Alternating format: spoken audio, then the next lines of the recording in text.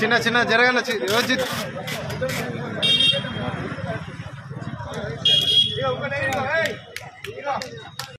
అంటే నవంబర్ 28 తారీఖు నాడు ఎలక్షన్ల సమయంలో గజ్వేల్ నియోజకవర్గానికి ఎన్నికల ప్రచారానికి వచ్చి ఒక బహిరంగ సభ పెట్టి బహిరంగ సభలో మాట్లాడిపోయినప్పటి నుండి ఇంతవరకు కూడా ఈ రోజు వరకు కూడా మళ్ళీ మా గజ్వేలకు కల్పించినటువంటి పరిస్థితి లేదు. మరి కేసీఆర్ గారు ఎక్కడున్నారో ఎలా ఉన్నారో మాకైతే తెలియనటువంటి పరిస్థితి. సారు కారు 16 అని చెప్పేసి ఇలా మా కేసీఆర్ గారు ఎక్కడికి పరారైండో అని చెప్పేసి మాకు తెలియడం లేదు. అదేవిధంగా ముఖ్యమంత్రి పదవి పోగానే బాత్రూంలో కాలు జారి కాలు విరిగిందని చెప్పేసి మేము టీవీలలో చూడడం జరిగింది. మరి ఆయన ఆరోగ్య పరిస్థితి ఏ విధంగా ఉంది అని చెప్పేసి మాకు తెలియనటువంటి పరిస్థితి. కావున కేసీఆర్ గారు ఎక్కడున్నారో తెలవాలని చెప్పేసి ఆయన ఎక్కడున్న గజ్వేల్కి రావాలని చెప్పేసి ఈరోజు మేము గజ్వేల్లో భారతీయ జనతా పార్టీ గజ్వేల్ పక్షాన ఈరోజు గజ్వేల్లో ఇలా గోడలపైన పత్రికలు వేసి కరపత్రాలు కొట్టించి ఇలా గజ్వేల్ పట్టణంలో పంచడం జరిగింది. నేను ఒక సూచన చేయదలుచుకున్నా, కేసీఆర్ గారు ఎక్కడున్నా మీరు ఒకవేళ టీవీ చూసినట్టయితే ఒక సూచన చేయదలుచుకున్నా. ఇలా కేసీఆర్ గారు గజ్వేల్ను అభివృద్ధి చేసినా అని చెప్పేసి ఇలా 4 భవనాలు కట్టినా 4 రోడ్లు నిర్మాణం చేసినా గజ్వేల్ మొత్తం అభివృద్ధి జరిగింది అని చెప్పేసి మాట్లాడుతూ ఉన్నాడు.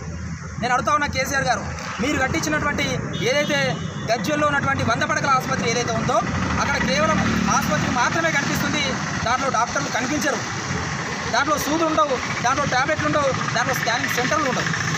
అదేవిధంగా కేసీఆర్ కట్టించినటువంటి ఏదైతే బస్టాండ్ ఉందో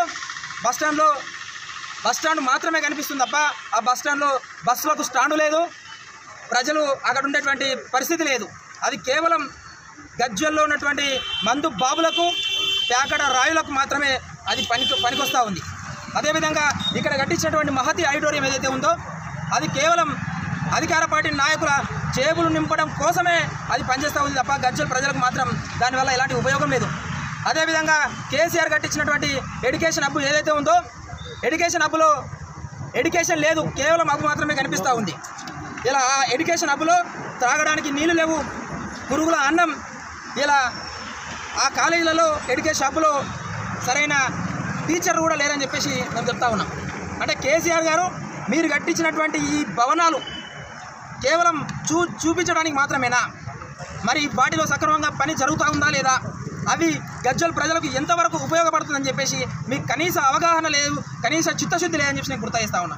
ముఖ్యంగా చెప్పాలంటే గజ్వేల్లో మల్లన్న సాగర్ బాధితులు ఎవరైతే ఉన్నారో గజ్వేల్లో ఉన్నటువంటి మల్లన్న సాగర్ బాధితులను గుండెల్లో పెట్టి చూసుకుంటా అని చెప్పేసి వాళ్ళకి హామీ ఇచ్చి ఇలా వాళ్ళ గుండెలు పగిలేలాగా రోధిస్తూ ఉన్నారు.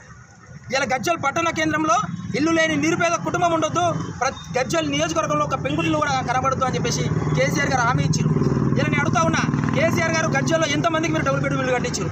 మీరు కట్టించినటువంటి గజ్వేల్ పట్టణ కేంద్రంలో 5,000 ఓన్లీ గజ్వేల్ పట్టణ కేంద్రంలోనే 5,000 మంది దరఖాస్తు పెట్టుకుంటే మీరు ఇచ్చినటువంటి ఇండ్లు 1,100 మంది. వారికి టోకెన్లు ఇచ్చి కూడా ఇప్పటికి 2 సంవత్సరాలు అవుతుంది. ఇంతవరకు వాళ్ళకు ఇల్లు ఇచ్చినటువంటి దాఖలా లేవు. ఇలా మీ అభివృద్ధి గజ్వేల్లో పరిస్థితి చూస్తూ ఉంటే కేసీఆర్ గారి అభివృద్ధి ఎందుకంటే ఒక కోట శ్రీనివాసరావు అని ఒక సినిమాలో కోడిని చూపించి ఉత్తనం తింటాడు. ఇలా కేసీఆర్ పరిస్థితి కూడా అట్లే ఉంది. కట్టించినటువంటి భవనాలు, కట్టించినటువంటి డబుల్ బెడ్రూమ్ ఇల్లు అవి చూసుకుంటే మురుసులే తప్ప వాటి వల్ల ఎలాంటి ఉపయోగం లేదని చెప్పేసి నేను గుర్తు చేస్తా ఉన్నా. ఖచ్చితంగా కేసీఆర్ గారు ఇలా ఏదైతే ముఖ్యంగా గజ్వేల్ పట్టణ కేంద్రంలో డబుల్ బెడ్రూమ్ ఇళ్ళకు సంబంధించినటువంటి బాధ్యులు ఎవరైతే ఉన్నారో ముందుగా వారికి